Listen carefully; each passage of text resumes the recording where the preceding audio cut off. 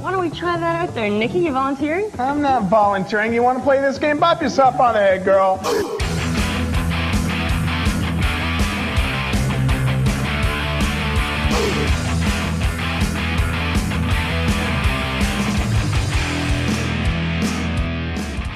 Of all the games Nintendo could have added to its online service, never in my wildest dreams did I expect to see Joe and Mac. Yeah, big applause. Yeah, it's no Earthbound, but Joe and Mac is a strong contender for any curated library of Super Nintendo classics. Joe and Mac isn't quite smooth enough to fit in as a Mario-style platformer, and it's not quite enemy-centric enough to be a Battletoads or Double Dragon-style beat-em-up, but the way it balances between these concepts is part of what creates the game's unique identity. Coupling this with being one of the first Super Nintendo games to sport a two-player mode where players can actually hit each other, and the image of the first level where you cuck your friend after taking out a T-Rex will forever be burned into the memory of most Super Nintendo fans. After playing the arcade version, you can see how the game would have been improved by including a couple more of the bosses from Caveman Ninja, the ability to charge up power-ups, the inclusion of the Fire Breath and other self-abilities from the arcade version, or even some new Super Nintendo exclusive bosses or power-ups would have helped to add a bit more replayability. The arcade version also has diverging paths and multiple endings, to an extent,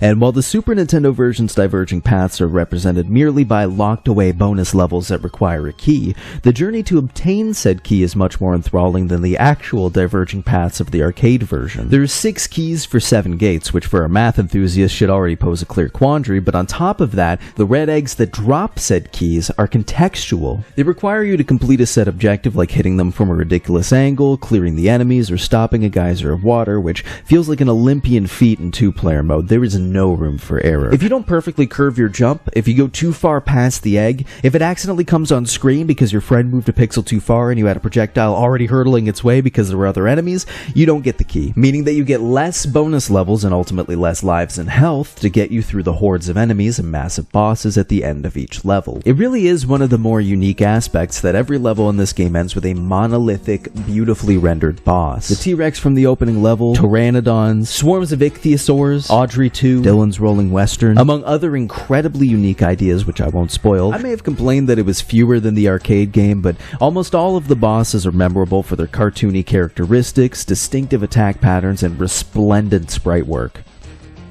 Almost. And cartoony is the key word here, folks. Oh yeah, I gotta give Timmy's a good plug. The best thing you guys ever did is make those real egg sandwiches. This was 1991, the same year the Super Nintendo came out. This was 2 years before Aladdin looked like this, 3 years before Donkey Kong looked like this, and 5 years before Mario looked like this, and yet the game's graphics are routinely praised to this day. The characters in-game are reactive and expressive in ways that even some modern franchises aren't. The screen is always busy with life.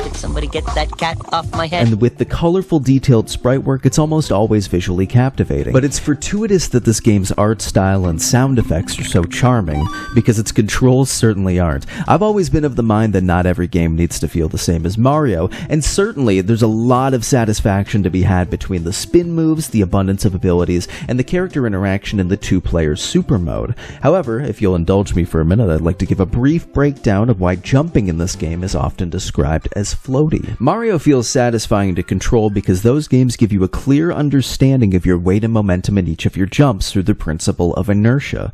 The animations and movements you have on the ground synchronize with and communicate the speed and distance of your jumps, which gives you an understanding of how far backwards you can recalculate when you overshoot them. Joe and Mac only uses the same principle of inertia once you're already in the air. It's completely disconnected from the movement on the ground, which has no horizontal momentum. You stop on a dime. Your brain then assumes, based on your lack of momentum on the ground, that there won't be any pushback once you're in the air, causing you to overcalculate where you think you'll land. It takes a bit of getting used to, but honestly it's nowhere near game-breaking, and it wouldn't be impactful enough even to complain about if it weren't for the fact that one of the last levels has a series of really specific jumps. At that point, near the end of the game, it goes from being an inevitability of a game from a company known for good but unpolished games, to being the difference between when I beat the game with 10 extra lives versus when when I beat the game on my last life only 2 days later.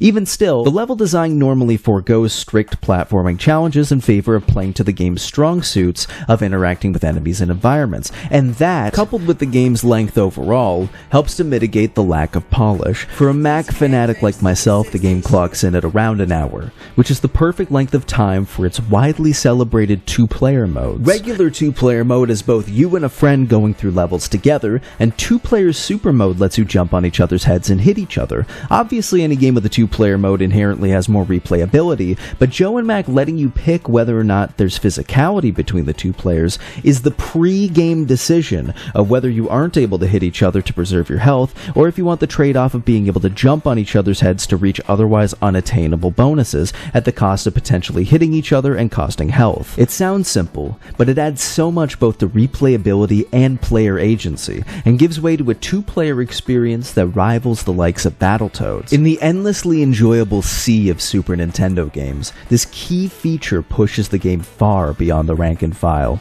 Combine that with its vivid cartoonish art style and feeling of grandeur when taking down each of the bosses, it all culminates into a timeless experience that, even if it weren't free with the Nintendo Switch Online service, I couldn't recommend it emphatically enough. Final verdict? For Joe and Mac, the boys gave it 4 out of 5, and the girls gave it 4 out of 5. Imagine if Claymates was put on this thing. I know! Like, I would never need another console again if they just put Claymates on this. 4 to 6 weeks later.